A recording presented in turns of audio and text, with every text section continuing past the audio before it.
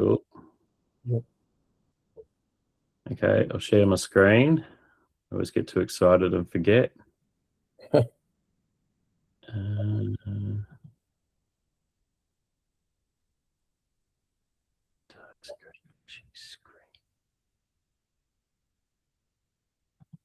one.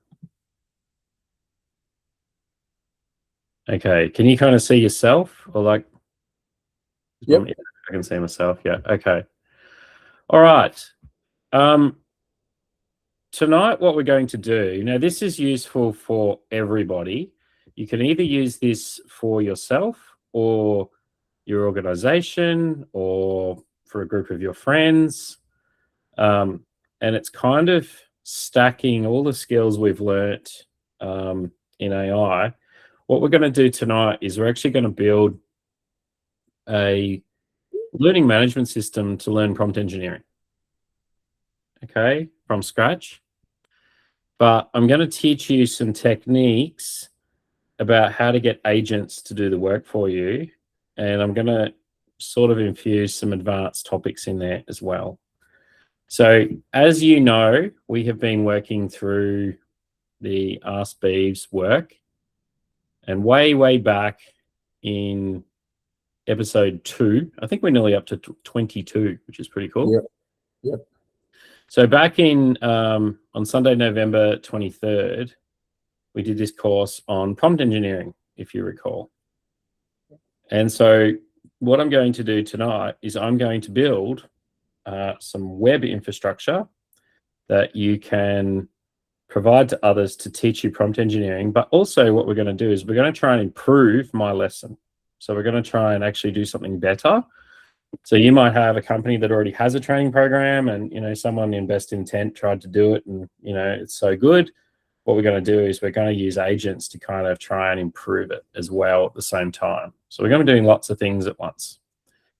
So the first thing I'm going to do is I'm just going to download that document. There we go. And where I'm going to put it, I'm going to put it in this folder called Prompt Engineer. Now that's just in my documents. People say I go a bit quick here. So I've just made a new folder here called Prompt Engineer, and we're just going to put that file. And what I might do is I might just shorten it just so it's easy to type later. Okay, so prompt engineering, just so it's even easier. We'll put that in there. Okay, so I've got this file, prompt engineering, and that's sitting in our prompt engineer folder. Okay, so we can close that off now. Now what we're going to do is, now this is like an emerging trend that's coming that you should be aware of. So in the last few weeks, Claude has released a new model called Fable 5. Okay, Fable 5 is a super smart model. It's quite slow, but it will just utterly crush work. The problem is, if you use one of these models just to do coding, you will run up a big bill or you'll blow your plan really quickly. So what people are starting to do is they're starting to use these real cutting edge models to kind of do a plan. And then what they do is they give that plan then to a cheaper model to kind of implement. Okay, does that make sense? Yep. So don't be afraid of these emergent models. Just use them when required, and you'll probably get a much better result. Okay, so before this class started, just to make it a bit easier and less boring, I actually wrote out a prompt to create that plan.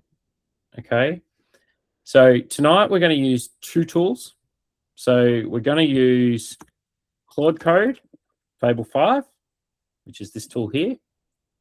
And then once we've got, that's for our prompt. Can you guys read this? Is that big enough? Or should I make... Yep, certainly. Okay. Anyway. So that's for our plan. We'll call that the plan. And then what we're going to do is we're going to use Grok 4.5 in Cursor to implement. Okay. Now, we can do that because all we're doing is pointing at something, and we can use multiple models. I thought that was just an interesting thing that we could do tonight. So cool. So now this is where the prompt comes in. Now, one of the things I would say about these new emergent models is we start to introduce the concept of kind of telling an agent what to do, kind of set a goal or a task to get an outcome. And eventually this starts to emerge into a thing called a loop. So what happens is the agent can kind of just work autonomously to solve something. But what we've got to do is we've got to describe to it really precisely what we want. So the first statement is really just a goal.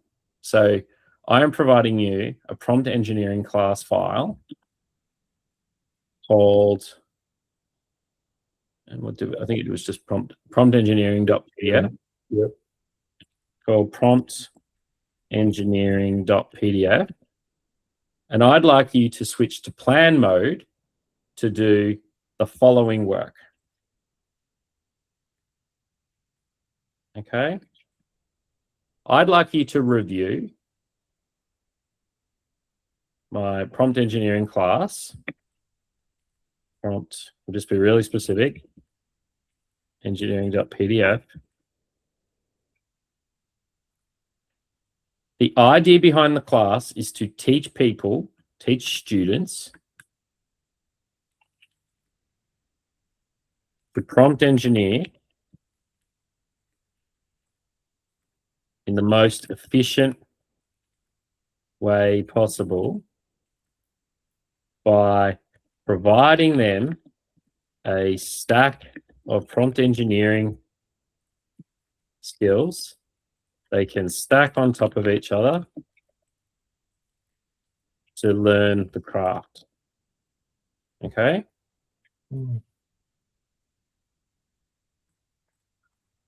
But I don't just want the content. I want to build a interactive learning management system style solution that allows students to log in, learn prompt engineering, be provided with the lessons, be provided examples, and with inclusive mini tests to test understanding. Okay. So in steps, I'd like you to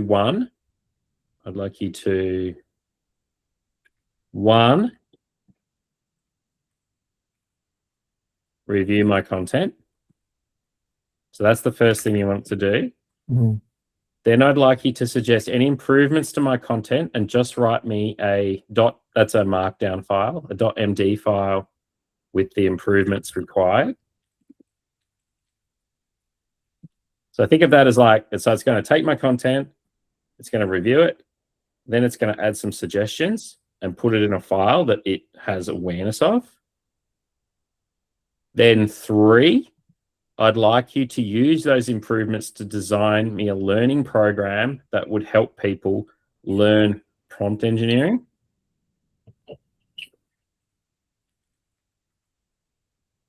It is important, however, that this task is not just about the content. I'd also like you to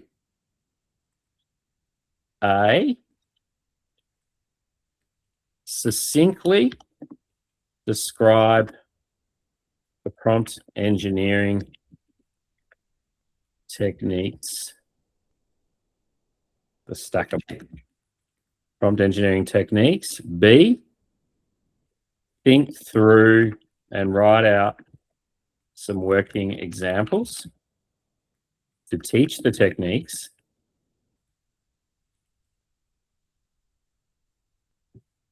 And then C,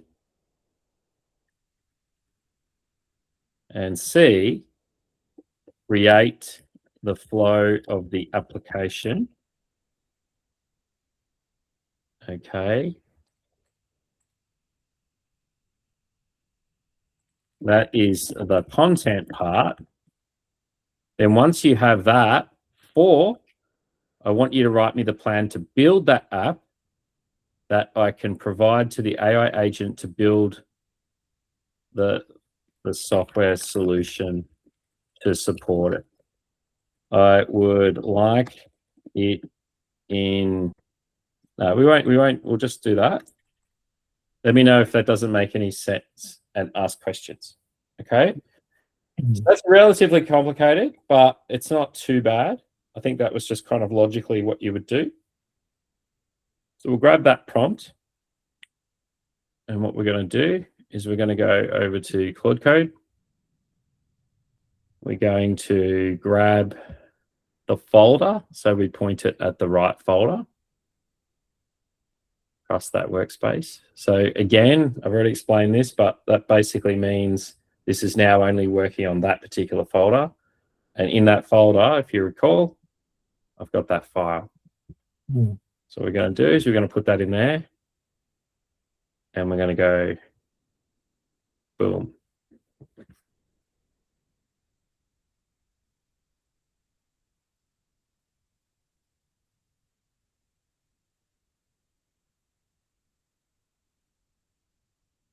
So it's switched to plan mode, and it's reviewing the PDF. The task makes sense. Let me start by reviewing the content. So it's reading the document.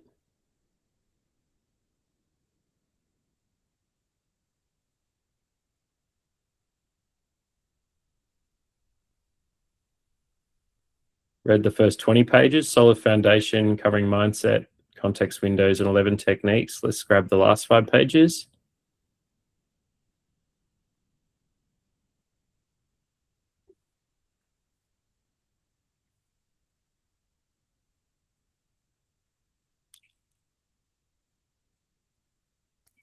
And just remember, like, I've given it my content.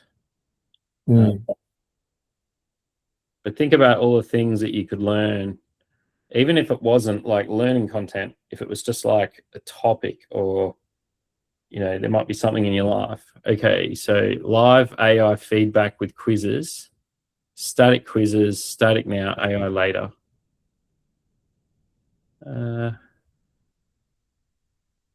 Bugger it. Let's go the full hog, eh? Who's it for launch? Small cohorts.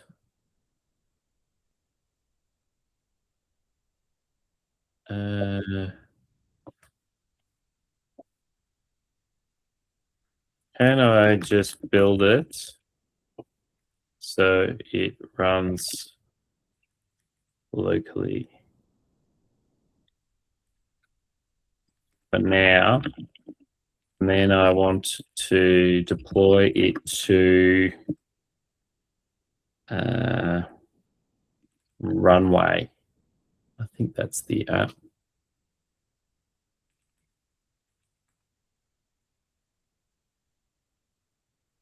Railway. Yep. Railway. Yeah. Deploys to Railway as a next step.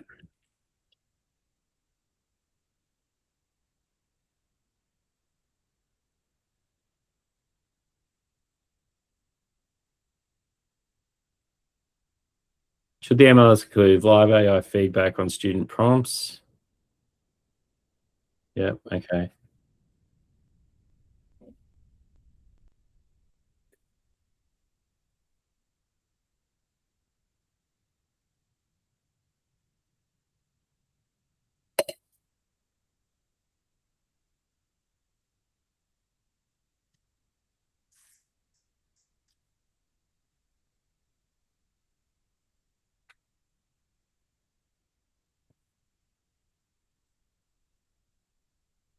So this is where you've got to be patient.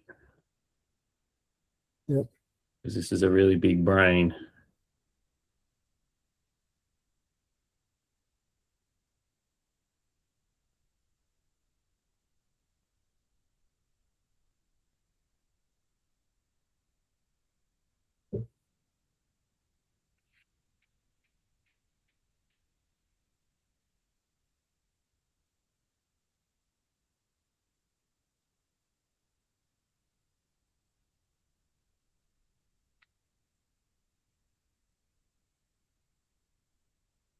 Okay. So it's called Squishy Fluttering Sparkle MD. The plan is approved. I'll write the 4 deliverables now, starting with the content review. So remember we said first, let's review the content and provide feedback. And then we'll write the content. And then we're going to write, I think it was the technical approach. And so we should get 4 documents and a prompt. And it should pop in here. Now you could keep building in this. You could just say, all right, now go implement it. But as I said before, if you did, it's going to be expensive. But the cool thing about this is it's sort of, it's probably worth using this for the really intelligent stuff and then going to a cheaper model. Now I could also just flip this back to Sonnet or Opus. But I might use Cursor because I'm really liking Cursor. Has Grok 4.5, which is Elon's new model, and Elon's model is comparable to Opus, but it's way faster and it's way cheaper. So I'm actually finding it fun to use. When you say it's expensive, Tim, what do you class as expensive? Oh, like I think 1 million tokens output of Fable is like $50 US. Right, okay. Whereas like 1 million tokens out of Grok is like $6. Yep, okay. A big difference. Yep, huge. Now, I've got, this is like a $150 plan and they're still subsidizing it like crazy. So, and the amount I use it, like I hammer it and I use it, like I don't feel like I'm oversubscribed, but I don't have to worry too much. Do you know what I mean? Like I might blow it, I just have to wait a bit till it sort of wakes up again. Yep. But now, here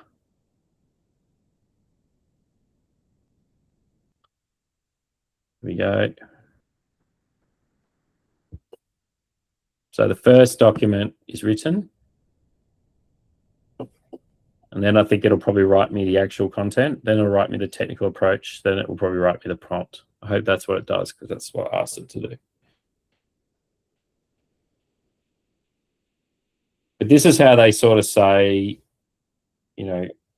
AI is going to start taking jobs. Because if you think about each one of these analysis tasks, these are things that people used to do. It's not to say the result will be perfect, but it's a lot easier to fix something than it is to write it. And I would actually say that it produces higher quality stuff than most humans can do. Most average humans.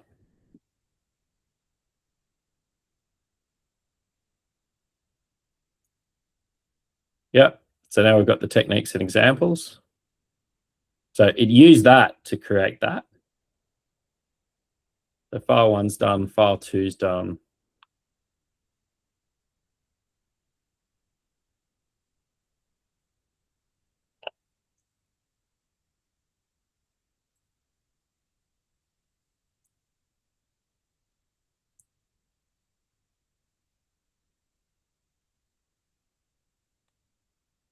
Yeah, another thing that's happening is it's not only the quality of the models now, it's like the flow, the user experience, the speed. Like if you have a model that's not quite as good, but it works really fast, you can iterate faster, the outcome can be better. So they're starting to compete on the experience and even just, what's the cost and, how do they treat people and all these other sort of esoteric things, which is interesting. I've found OpenAI's models much better than it was. They've really come up. But I'm liking Elon's models at the moment. And there was another one, Kimi K3, a Chinese model. They're apparently now level pegging Fable, but they're going to open source it. It's, I think, a 3 billion parameter model, which is pretty crazy because there's so much money tied up in this, and then the Chinese just drop, models that are just as good, and then they're just giving them away. Why are they doing that? Just to get market acceptance? Well, I think they just realize, it's China v America, right? Whoever wins this war, and they're figuring, well, we're behind the Americans, but if we make our stuff free, we'll at least get the third world, or Yeah. But a lot of power users are using, and open source models. They're not necessarily sitting on Chinese infrastructure. Like, you can download the weights and run it on your own hardware. And I mean, you can get DeepSeek through Perplexity and through other providers. You can get it on Amazon and stuff. So it's not necessarily dangerous. Mm. There we go. So we've got the learning program, 11 modules, the exact autonomy, stack tower, personal prompt library, and then it's got the build plan. So we could actually go and look at all this stuff, but let's just send it. Okay. Now, it's kind of nice sometimes that if that's all in memory, maybe we'll do the first prompt in this just because it's already kind of loaded in memory, if you like. So what I'm going to do is I'm going to drop this back to Opus. I'm going to leave it on high. Could we implement this now, please? We'll do the first shot just because if I go to the other model, it has to go and read all this stuff, and it might be easier if I just do it this way.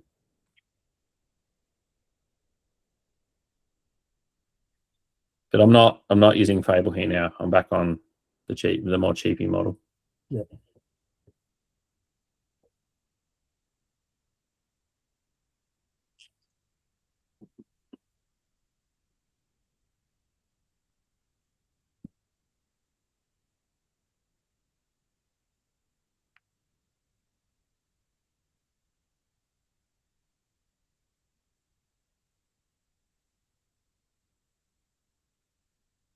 So I went off and checked my environment and made sure I had the right packages installed to do it.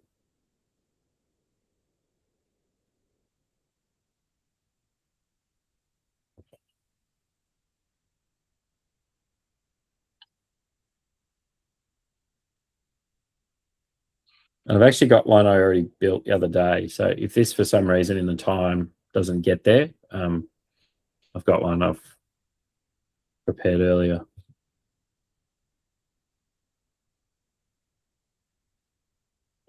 Okay. So it's dropped all the files already. It's actually unbelievable. Mm.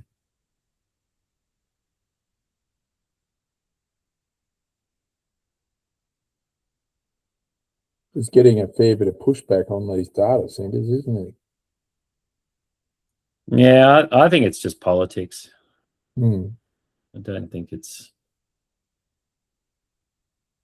anything new comes along.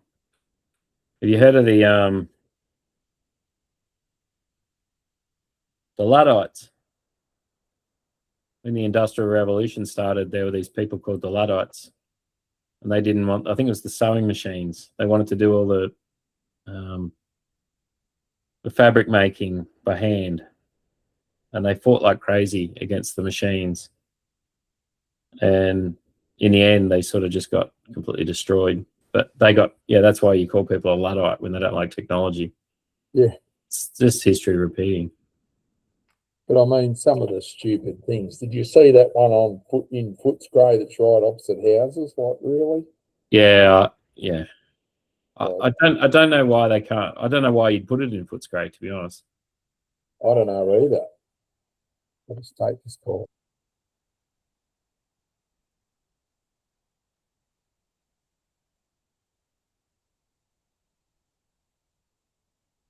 I think we've taken quite an old, poor country, and we've tried to modernize it and grow it really quickly, but we haven't actually grown the services or the people or the sophistication to support any of it. So I think it's going to be the same thing over and over again. I mean, look at the EV charge network. that's still really pretty hopeless.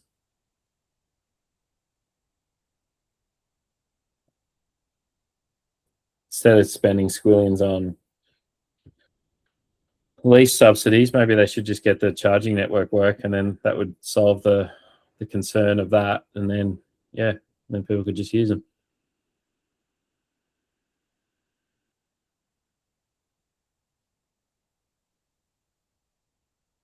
So we've just created this whole shooting match already.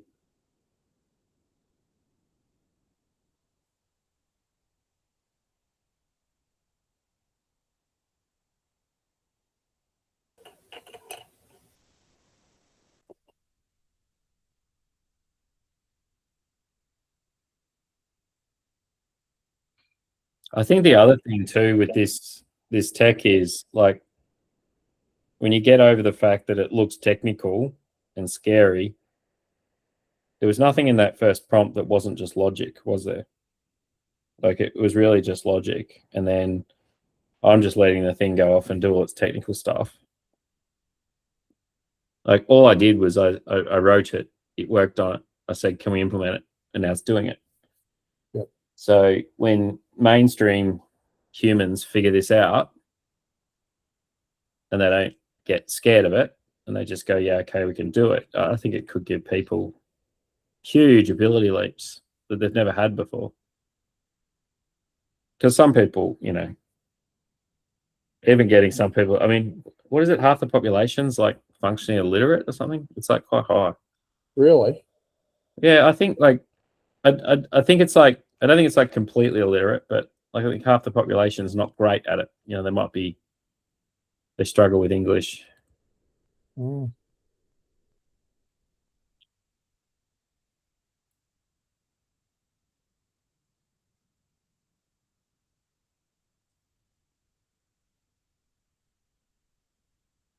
So I think it's calling the agent Prisma. I think that's sort of my project name. That's what it's given the name to it.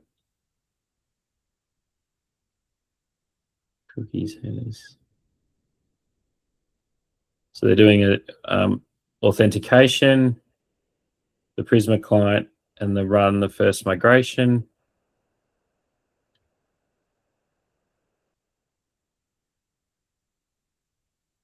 What did you think of Elbow's AI speech?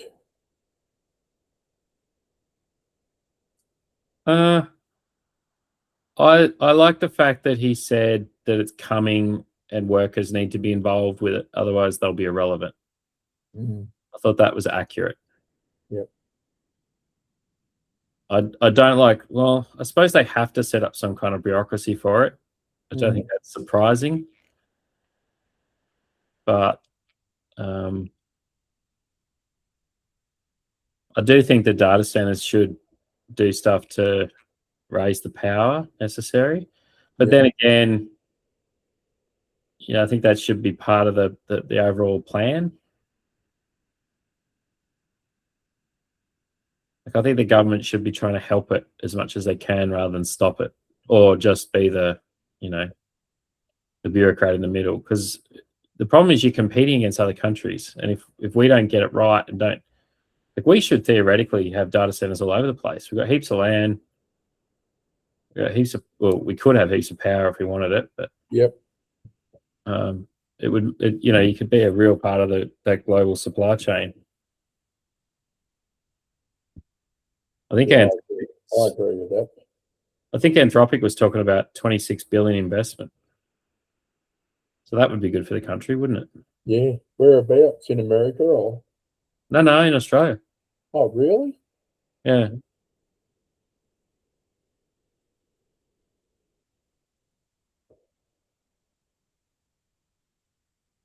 They're gonna come anyway. I don't think the government can stop them. They're going to come anyway. I agree. Yeah, maybe don't put them in. Where was it? Western Melbourne or some shit. Footscray or something. Yeah, some Or Carlton or Footscray. It's bloody stupid. What I can't understand is who gave the planning permit to that. Like, obviously they've never gone and said, right, let's go and look at data centers. I reckon they should put them in Latrobe Valley Perfect spot. because they got lots of industrial land. They got the transmission Yep. there. Yep, perfect. I agree with that. That's a good idea. That would assume you're going to keep the colo, which I don't think they're going to do. So, No. but the grid's there, so they could use. Yeah. And they've got a lot of electrical workers down there as well from that industry, so they could transition them if they. Yep. Or the northeast of Victoria where they can get solar happening in bits and pieces. But yeah.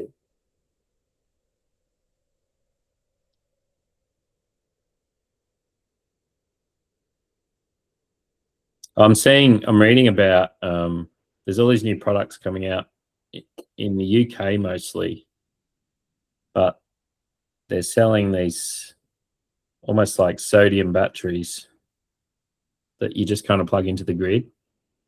Yep. But you're not part of the grid. You can kind of like work alongside the grid. I think they're going to change the game completely because then you'll be able to nick all the cheap power and then use it at the expensive times. And that'll actually help because, like, you know, you won't need as much peak power because people will be able to nick it at the right, nick it when the solar's going hard. And it's just another customer that I don't have to support it. 8 o'clock. Great idea.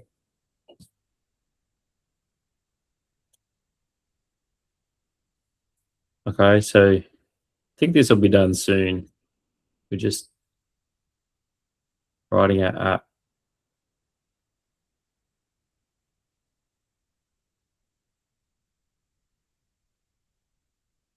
It's funny when something takes 10 minutes, you're like, oh my God, it's taking forever. It's like, just wrote the whole thing in.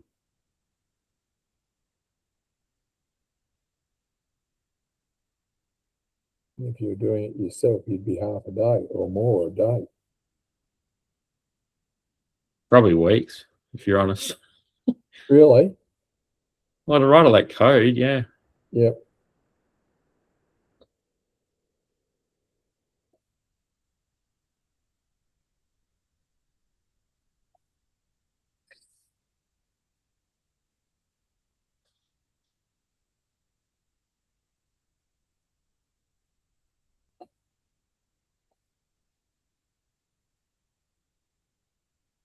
So now the main content file, all modules transcribed from the content docs. This is the largest piece. So this is writing all the HTML to embed all the content into our app. And then it'll probably pre-specify a username and password to get into the app. Then it'll probably want me to set the environment file, which has got the Anthropic thing. That'll make it a little bit more complicated, but I thought, why not? I might show you the one I did the other day while that works. I'll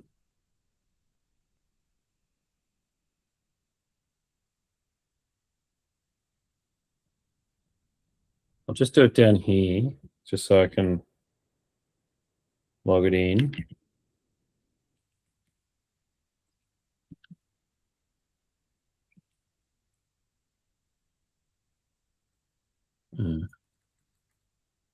Ask.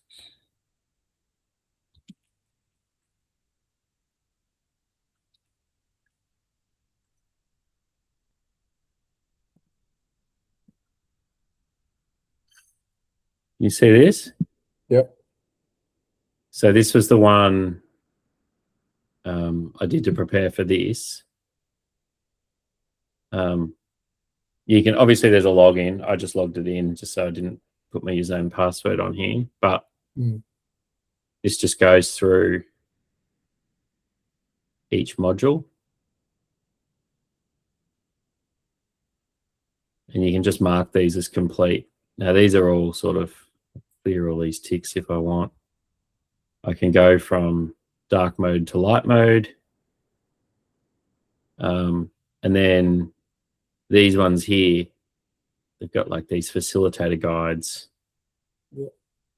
And then in the end, you can do these, every 4 months. You can kind of pick some answers and then submit a checklist, and it'll give you the result. But yeah, so this was actually all my content. So this had lessons for the agent stuff.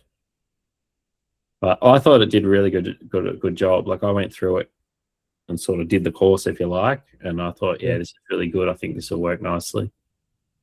And I even like the look and feel of it. I think it looks pretty good. So that's sort of where we're heading to. Yeah. So I'll hide that away.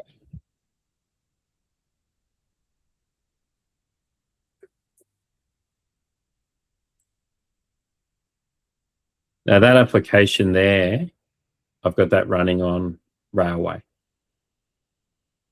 So if I log out, so that's what it looks like. So that's actually on the internet. Yeah. That's what it looks like. That looks good. Yeah. Yeah, I think so. The purpose behind this one was more just sort of demonstrating how you can take content and deploy it. And, you might say, well, if I wanted to teach a group of people something, I could just kind of do this task and build some software, run the class. I could push it out to the students, and then, or it could just be a way for teachers to, let me just log that back in. Yeah, because teachers are very time poor.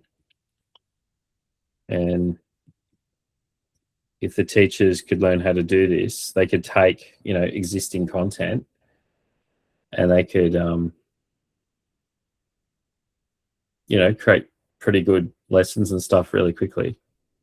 And it was interesting because the AI did this in the first pass. And then I sort of said, so I went to the page and I said, on this page, I want you to look at it more like a teacher and make the flow better. Because obviously the first time it does it, it has, it's trying to save tokens. So I went through each page and said, this content, it's all on the page, but if you can kind of make it tell a story more, what could you do? And it was sort of coming back and formatting things much better each time, which I thought was really good.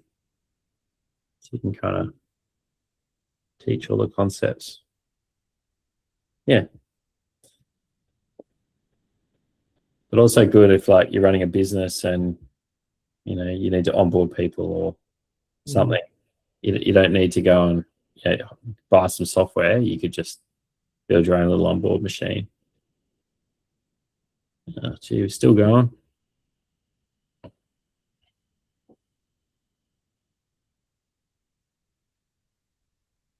So this is the thing as well. So what I might do for fun, just to throw a cat amongst the pigeons. I don't know how much longer this is going to go for. So it's creating the nav bar. We might just give it a few more minutes. If it doesn't, I'll take a cut of the code. I'll put it in another folder, and then we'll let Grok onto it. Because its party trick is it's really fast.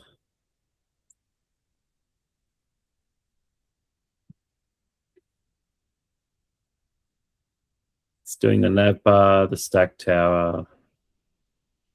Now the auth server actions and login sign up pages. Yeah, it's just working through the app.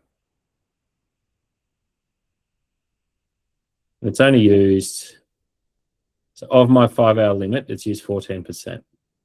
Yeah.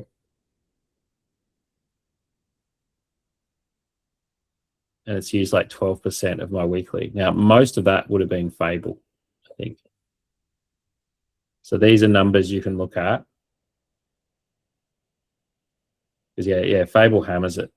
But these are only for the week. They're not for the month, which is cool. I didn't like it when they did it on a month, because if you blew it like in the first week, you had to wait 3 weeks for it to come back. So Yeah. this is only for the week. And I'm not going to do a ton this week, I don't think so.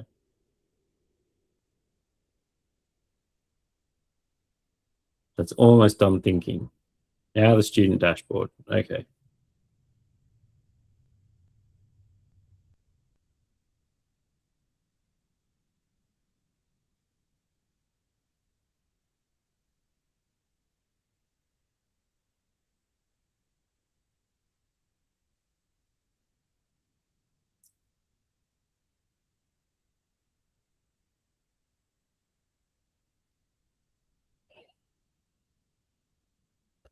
Just load to touch it until it comes through.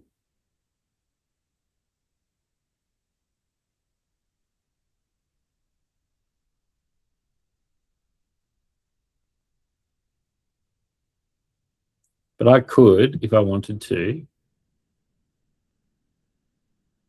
grab this whole folder.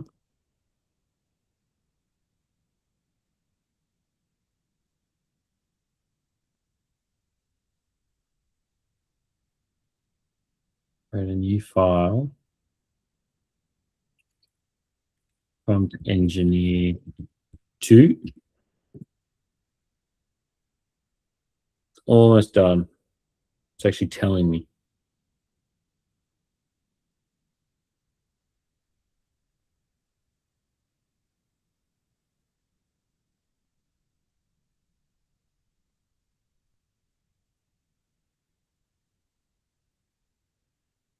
Now the grading API route. This might be wild. It might be really good. But remember when we did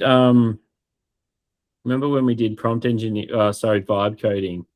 I said, you have to break it down, you have to do each step, and you have to loop around. Mm-hmm. Well, from 20 lessons ago, which is about 20 weeks ago, to today, that step-based approach has kind of been annihilated by the quality of the models getting better. Because this is actually doing all that work for us.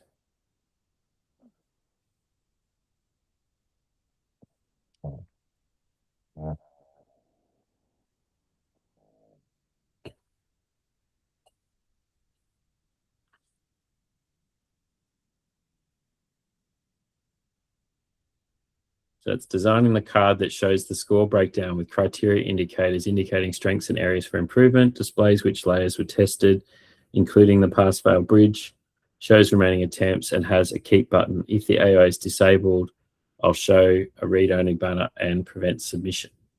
Do you see how the LLM's no longer like the center of this? It's the agents. The agents are the important bit now. They're doing the LLM's it's like the glue. It's the interpretive layer, but it's the harness. It's how it can run multiple things to get to the outcome. So the actual harness around, so it's not just the model, it's the harness around the model.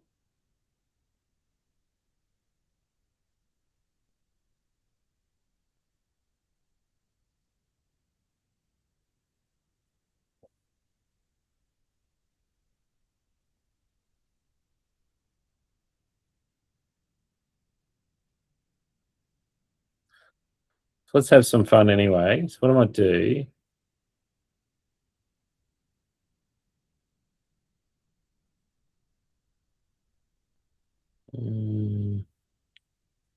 let's grab this. I'll put it into here.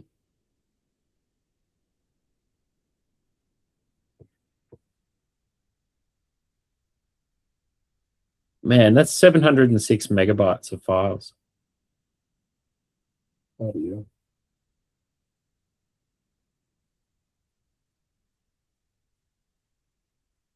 You can see why the computing power is going to be exponential, can't you, in the need for data centers and the need for these things.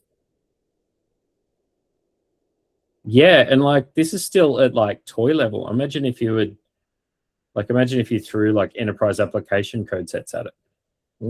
This is still just little toy stuff. Yep. So let's just grab cursor just for fun. Now let's grab, I'll just go new agent. I'll grab my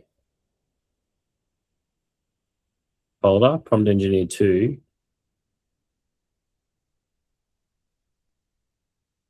So now this is it's a zone folder, right? So let's have a crack at this.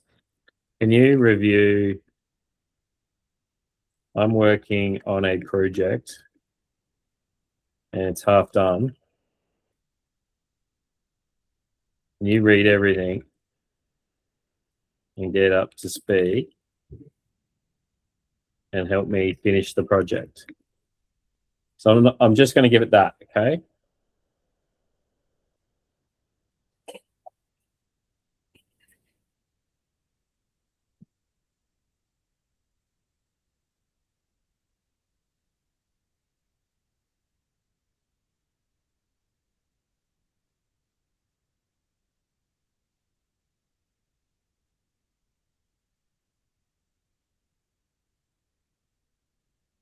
Look how fast it is. Mm. So it's not working on the same files. It's sort of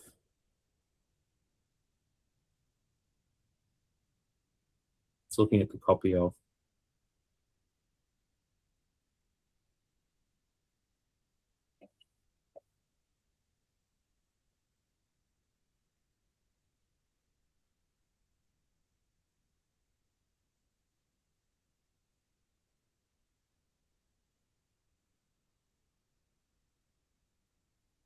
It's kind of wild. I think this is going to be way more complicated than the app I did before, because this other one, it had like a chatbot to kind of help. I think this is actually going to have like interactive functionality.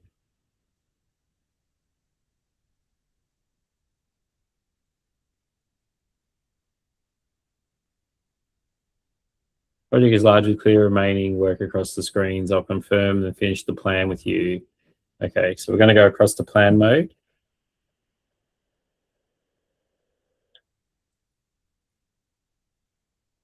So it's going to go and look at a half-finished project. Yeah. And look at it. It's just bam, bam.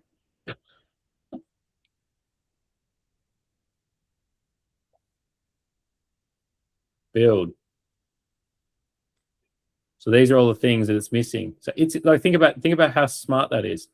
Yeah. It's got to the half-built application. This is still working on it. It's looked at the plan. It's looked at all the code. It's found all the things that you need to do. There you go. Build the instructor cohort. So the bits that are missing, we've seen are coming here. So like 2 minutes ago, we were kind of looking at those steps. Now cursor is on it.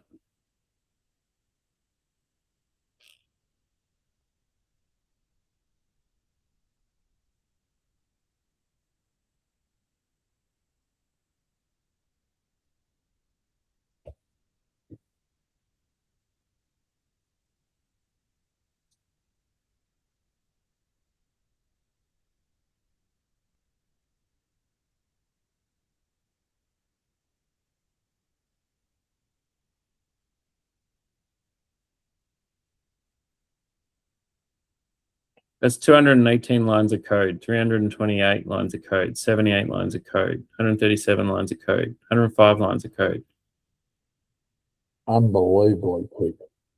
146 lines of code.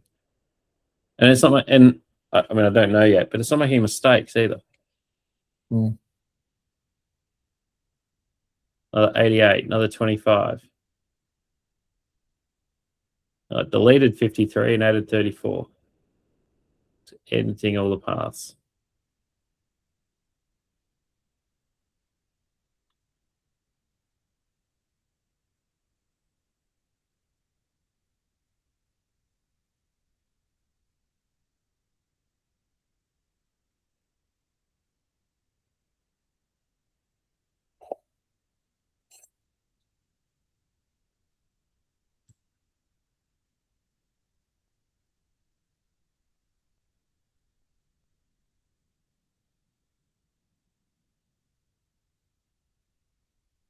Cool. I think that's nearly finished.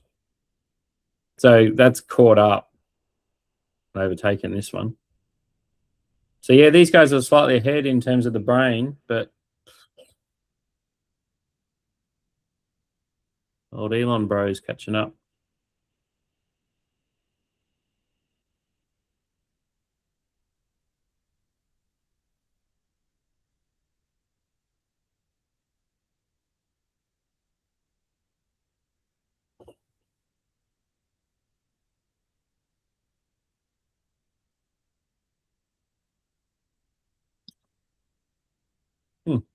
You wonder what that bloke's not going to get into. Hmm? You wonder what Elon Musk is not going to get into. He's sort of hit terminal velocity, hasn't he? Like, Oh, they're talking about him buying an airline the other day. really?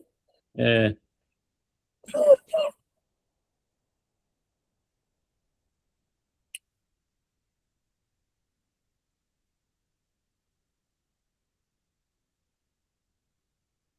Well, I suppose when you're a multi-billionaire, why wouldn't you? I don't know if he is this week, but I think he's a trillionaire. Yeah, I thought he was a trillionaire. Yeah. It's funny, in one day I think it's come back right down now. But I think his wealth rose more in one day than Bill Gates was worth, like in just one day. God, unbelievable. What did they say? Like someone was working it out. They said if you spent X amount per hour, it'd be a lifetime of spending before you'd spend the money. I forget what it was, but it was like, a significant amount per hour.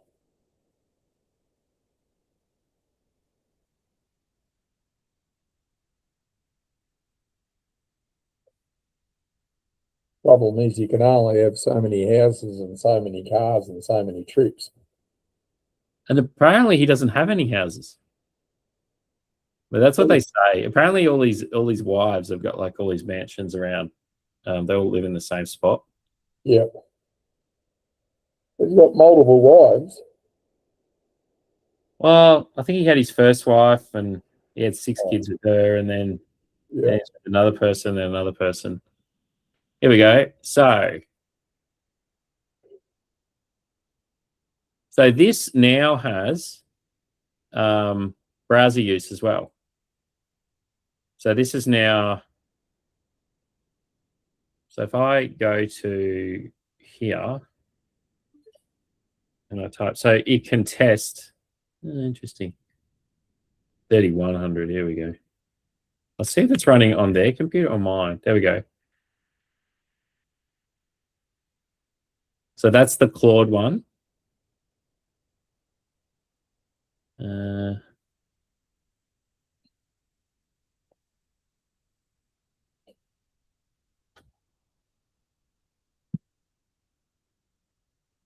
What do I need to do here? Run.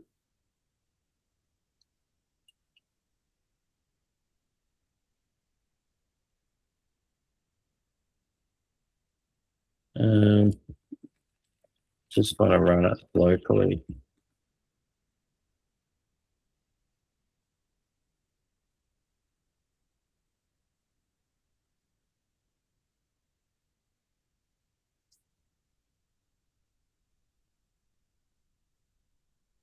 So you can sort of see, and this one's like much better value for money.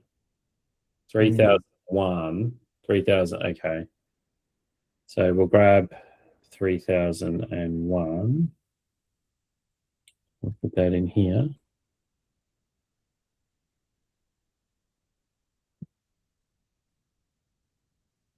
There we go. Instructor. And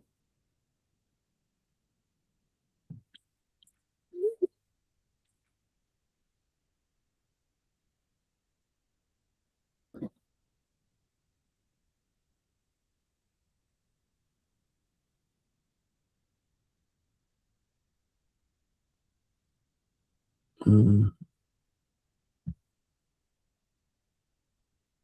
think there's errors in this.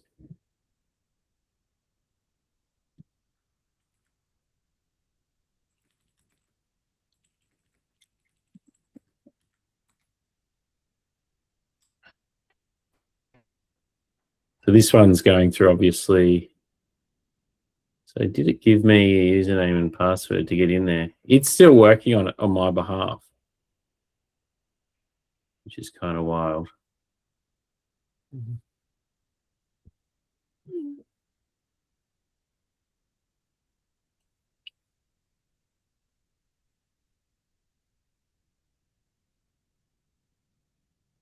So yeah, this one is testing the application with browser use. So it's actually looking at the files and taking snapshots and working out what's going on. It's kind of doing the test cycles as well.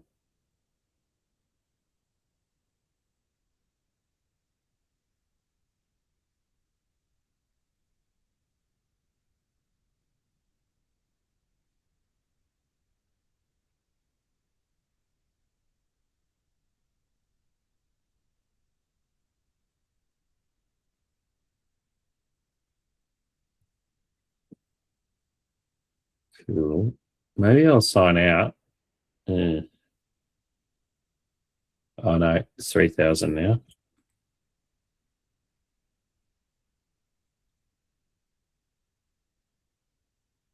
Okay, so this is the back of, I think I've worked this out. This is the back end for the administrator to send these out to people. Does that make sense? Mm. So you can grab a new cohort. So I can go Tim cohort.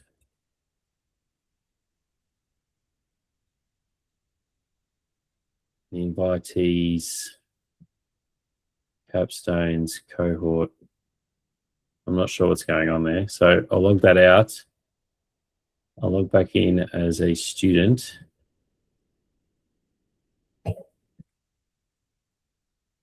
Let's go back in.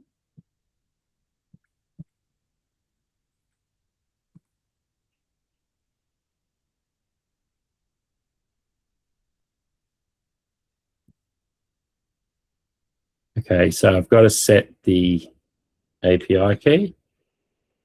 So we'll go back to cursor. Then you open the .env file so I can set my API key.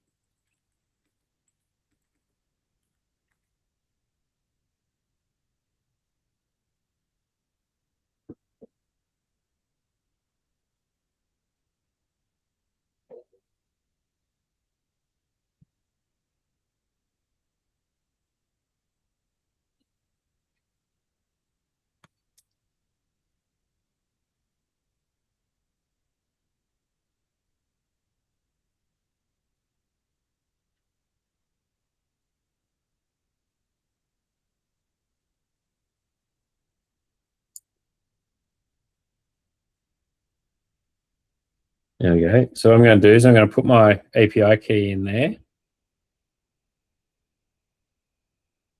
So we remember what this is. So the API key is the bit that makes the brain. So we go to the Claude console. We create an API key for Sunday, July 19. Create the API key. And we'll type that in there. And then we will save those changes. Okay, so now I should have set my API key. So now I go back to cursor and I just say, I have set my API key.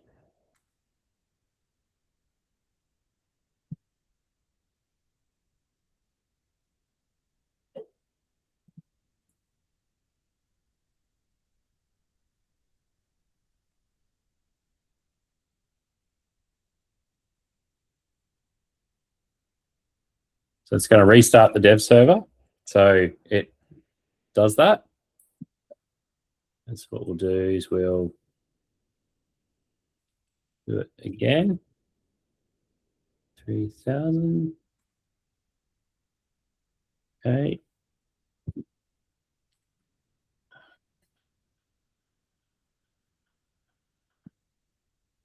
You are the director, not the requester. Prompt engineering is not about memorizing tricks, it's about memorizing the intent. Treat AI like an incredibly capable 6 core rules. Blah, blah, blah, blah.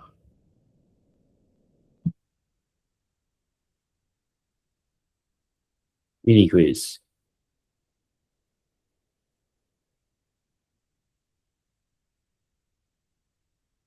Can't see any buttons. I need you to look at the visual design and colors of the application because I can't see the buttons.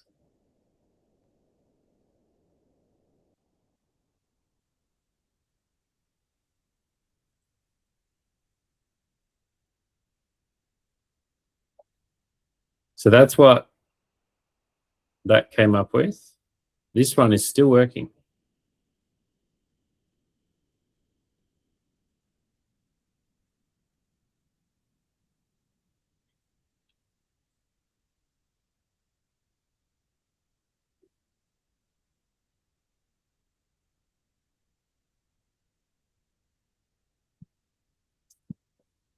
Okay, so it's already fixed that. So if I go Command Shift R,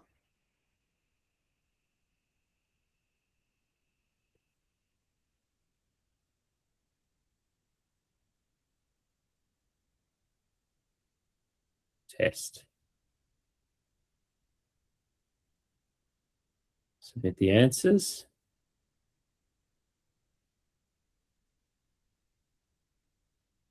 So there you go, I got none of them right. Now, it won't let me through to the next one until I get them right. So a context window is best thought of as, it's short-term memory.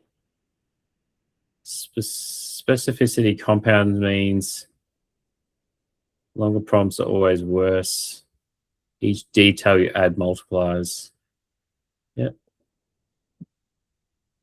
When you exceed the context window, the model gets early context is dropped, so they can be lost. Yep, so it'll be that one. And the core mindset of prompt engineering is described as communicating with intent. So we got all of those right.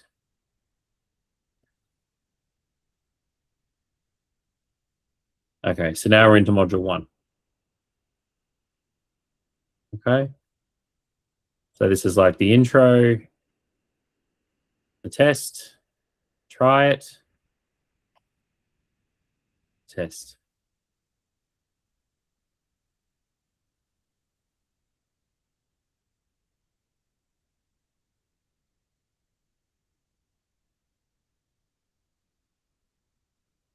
Yeah. So write a prompt. You want a short announcement for your company's new mobile app. Write a prompt whose task is clear. Name the deliverable, the action, and what a good result must. I want a short announcement for the company's new. I want to, I'll just say, create a short announcement for the company's mobile app. I want it to be newsletter format, 150 words.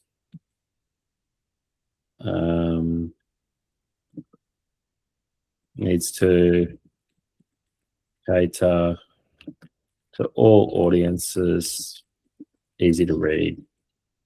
You need to tell them what it's about or not? Probably. I'm not really prompt engineering. I'm just seeing if it works. There we go. The deliverables named, the action verb, the success criteria. Yeah, so not that great. But so we've done the trial, then we test, improve this prompt, making a specific task, write something about the new product on social media. So you would write something else like,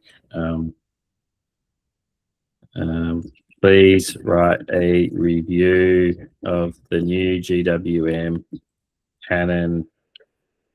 Make it like Wheels Magazine, 250 words. Make it brutal. Point out all the flaws, all the owner's poor. To maximize engagement, use Cialdini hypnosis tactics to annoy people. vague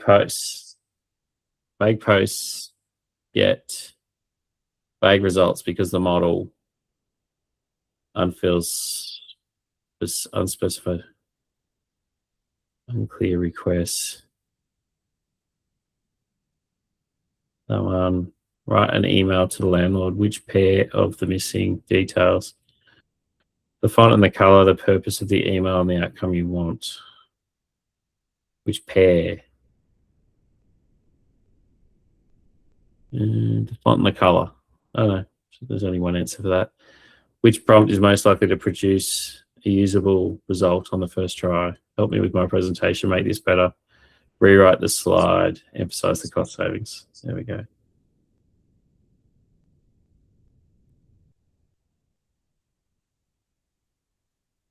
Yeah, so you kind of get the idea. So now you're able to go on to the next one. So yeah, I don't think this is anywhere near as good as the other work I did, but that's because I spent more time on it. And this has got more features in it. But let's have a look at what Claude came up with. Okay.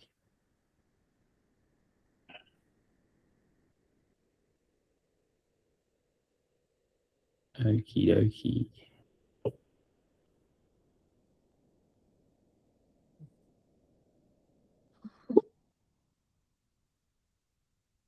Cool.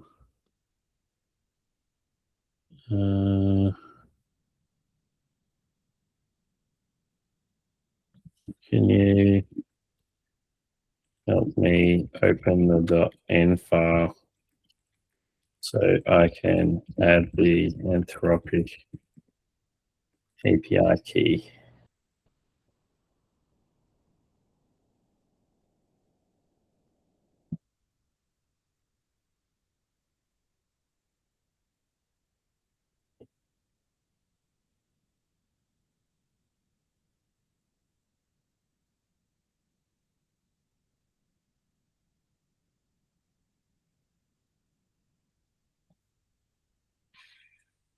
Okay. So what I'm going to do is I'm just going to put that in there. File save. Okay, so I've done that.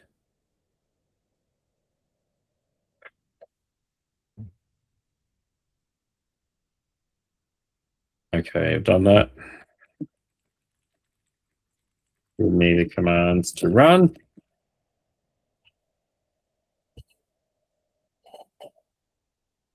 New window. You could probably just run it for me, but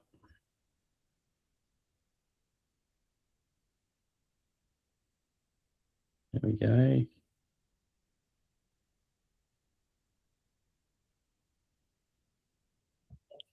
We're just going to go to that folder. And we're going to run. Yep. So that's running. So hopefully that works now.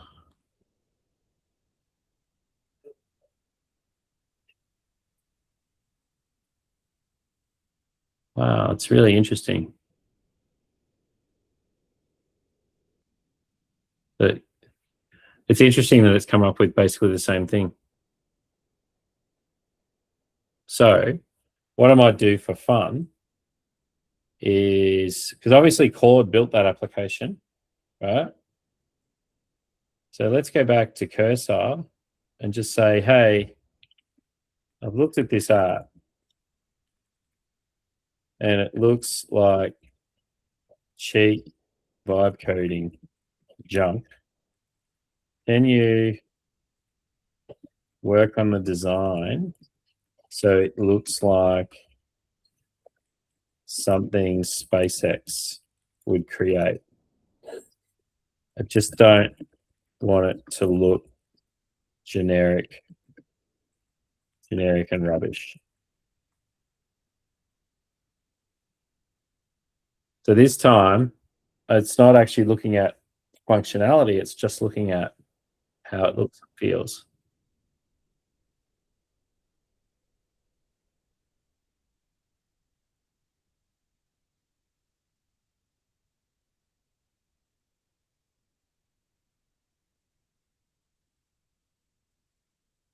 Interesting and industrial look.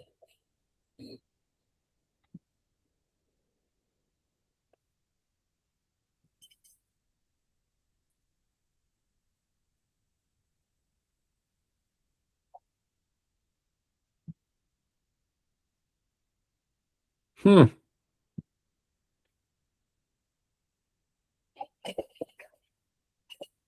So it's like literally changing on the fly.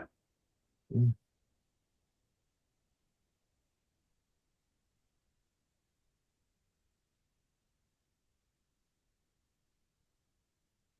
So yeah, that other product, like I'm not saying this is perfect either, but like it's amazing how you can take something that's really just simple and just flip it on its head in terms of visuals.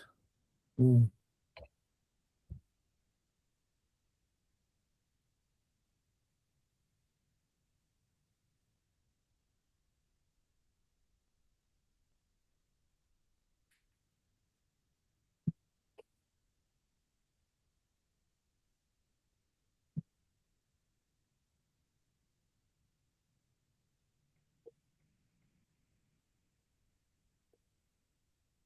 The one thing I would say is I think the fonts are hard to read. Yeah, a bit hard with the dark colours, isn't it? Too. Yeah. So why don't we add, could we add a light and dark mode so it's easier to read? And can you please do some research on the best fonts to use in terms of readability? I like the general look and feel, but I do think it's going to be hard for some people. Please fix.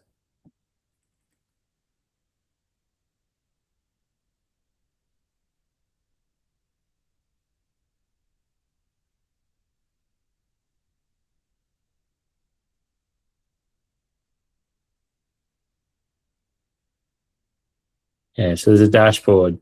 You can kind of see where you're up to.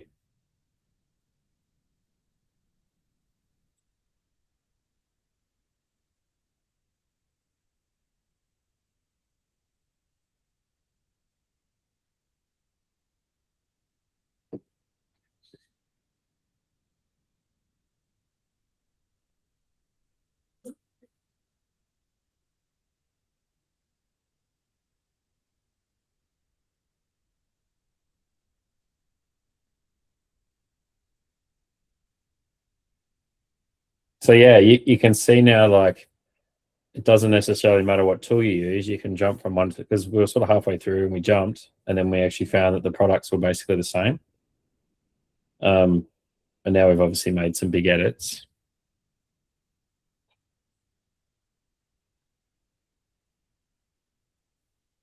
So you can probably like flip between tools now. You don't even have to like pick one. You could kind of just pick the ones that are cheap at the time. Whoever's got a deal going, go get it. Just use it. Just, yeah, it's like I don't really go, oh, I'm only this one or that one. It's like I don't really want to pay for all the licenses all the time, but you know, if you've got a job to do, just get it and then do the job and then turn it off. Next time you need to use it, get another one. Some of them will end up being, you know, useful that you want all the time.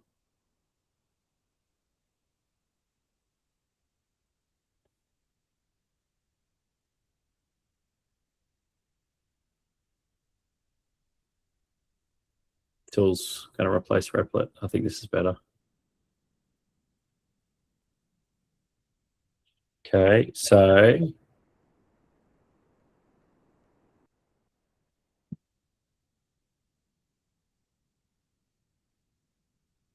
that's not too bad.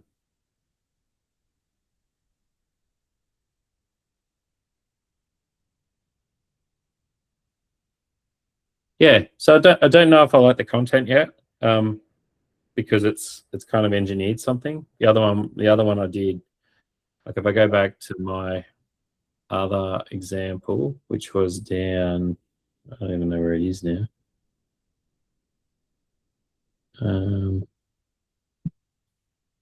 I'll probably just click off it through here. Dashboard.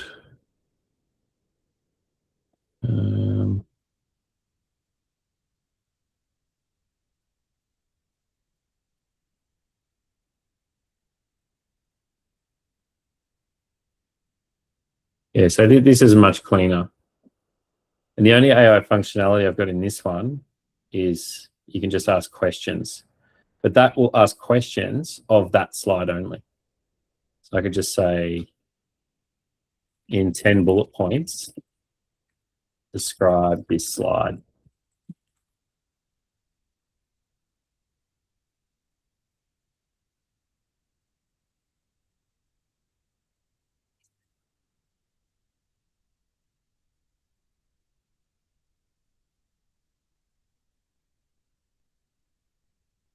Yeah, so that's just like something to help the student. But yeah, so they can just work through and learn prompt engineering. Thought this was quite neat, this one. So do you think this technique would be useful? Yes, definitely. Yeah. I want to have a go at it already.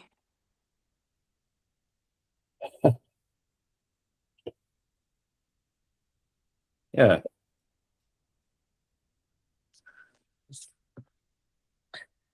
So you're going to put it out there for people to use, or? Yeah, maybe. Maybe.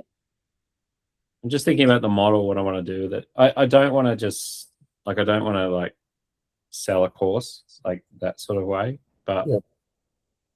I'm thinking about how I might be able to coach senior executives and stuff on AI.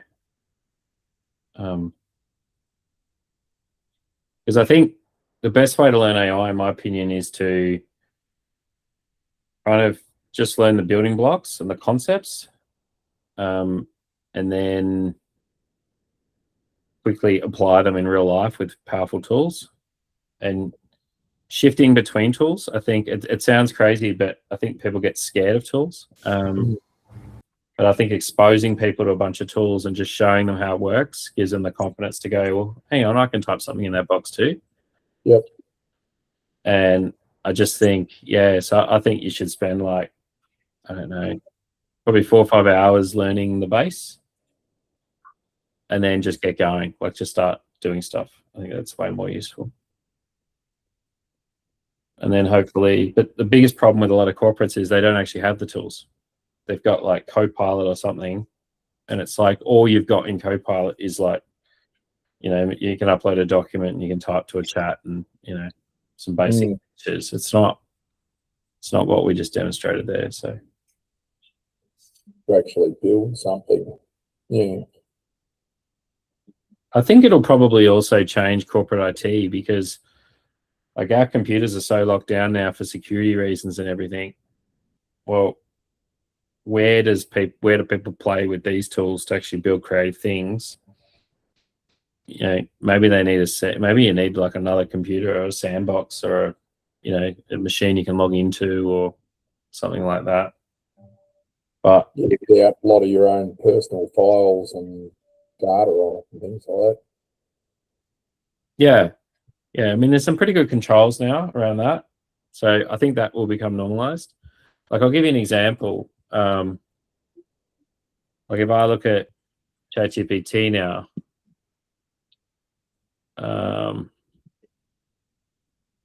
oh, whoops, wrong thing. So if I look at ChatGPT now, the app, this is the exercise we did last week.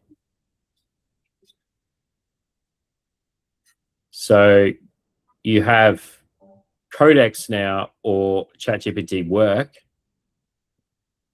So if I said Codex, now if I grabbed downloads, documents, and I said file, new folder, and I had Codex demo. So in here, this is like the same as Claude now. Like I can just grab this, go new project, use an existing folder, Codex demo, build me a simple stopwatch countdown for the kitchen when cooking. So obviously this is like, this is just ChatGPT now. This is like the downloadable version. You haven't shared your screen there, Tim. Oh, sorry. Well, that was kind of useless. Well, we were listening.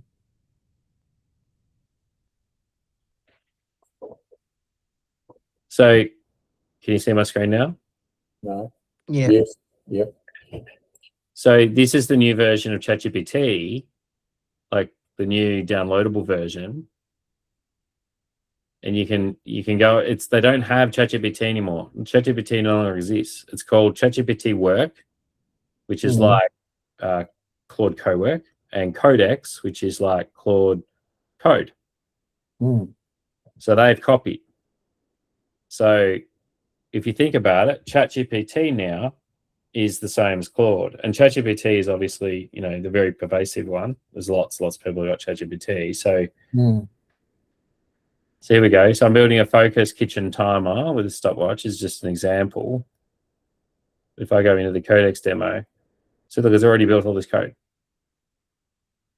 I literally just created that folder, Codex demo, and it's written me all the code. And so it'll probably run it. And it's very fast at the moment too. So at the moment, a few years ago, ChatGPT spent a fortune on compute, and Claude went, oh no, we're going to be more conservative. Well, now that problem's coming home to roost because ChatGPT has heaps of spare capacity. Musk has heaps of spare capacity too. Whereas Claude is like getting hammered by all the corporates. So they're a bit slower because they haven't got as much compute power. So you might find even if Claude has better models, that they still kind of lose because, and that's what Elon's doing with the data centers in space. So here we go. Has he actually built one of them yet? Well, they're still working on Starship, but they've got the design for it, yeah.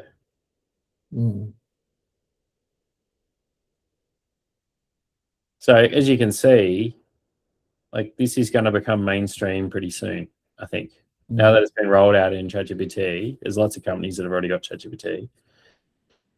So I don't know how they're going to control it.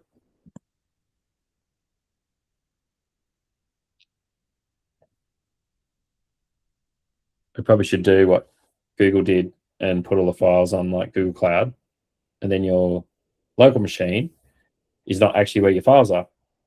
The local machine should just be more like a working shell. But you can see why the compute, like I think the MacBook Pros have gone from, I bought this one for $2,200. It's now $3,200 for the same thing. It's 1 year, this is a year old now, but yeah, so they've gone up like $900. That's pretty crazy. So yeah, I don't think we need to wait for a clock timer.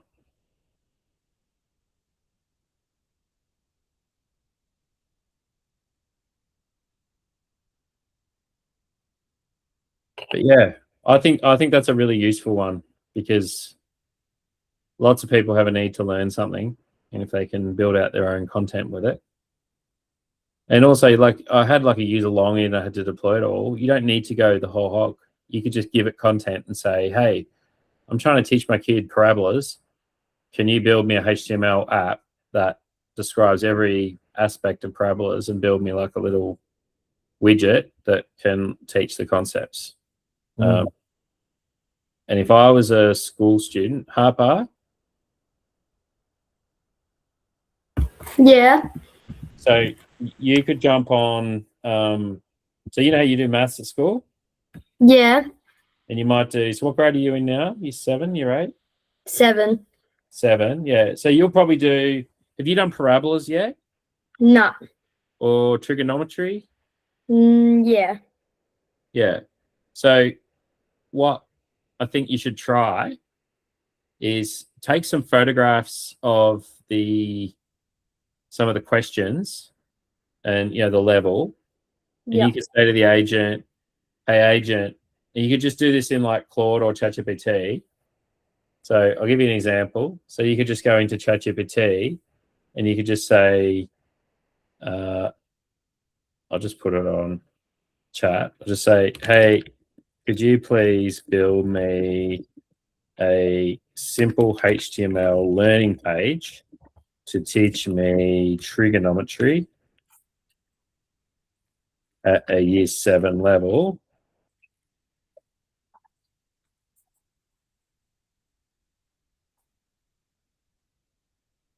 So you can really go back to basics. You could just say, build me a HTML page to study this particular thing, and then it'll go off and think about it, and it'll come back and build you some code, and then you can just run it and kind of learn it. Yeah. But the sky's the limit here. Like, you could actually say, well, I've got this, I want to know the curriculum. I'm going to give it some content on all the material. I want to give it a bunch of examples. And I want to build myself a full coach that can teach me this stuff like super fast. And the crazy thing is, in like traditional education, the teacher would get up and go, well, this is this principle, and this is this, and this is this, and then you go through these examples. Whereas, so you're sort of relying on a human being to deconstruct something and explain it. The AI is really, really good at doing that. So you could just accelerate your own work. So you could kind of just look at all of the branches of your education, like everything you need to learn, and just build agents or test things, or you can do whatever you want. So you can generate content, you can generate quizzes, you can generate tests, you can and then you can start mashing them together if you want. And so think of it as like this tutor that you've got sitting there that you can use. So I think you could use this to really, really crush your schoolwork. Yeah.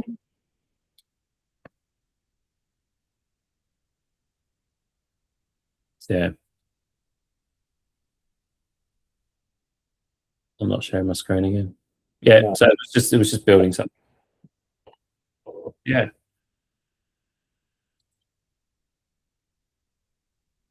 Any other questions before we go? No, not really. Nope, that was good. Yeah, Thank you. very good. Thank you. Well, if there's nothing else, I will see you all next time. Yeah, Thank you. cheers. Thanks, everybody. Thanks, Tim. Bye. Next one. Thank you.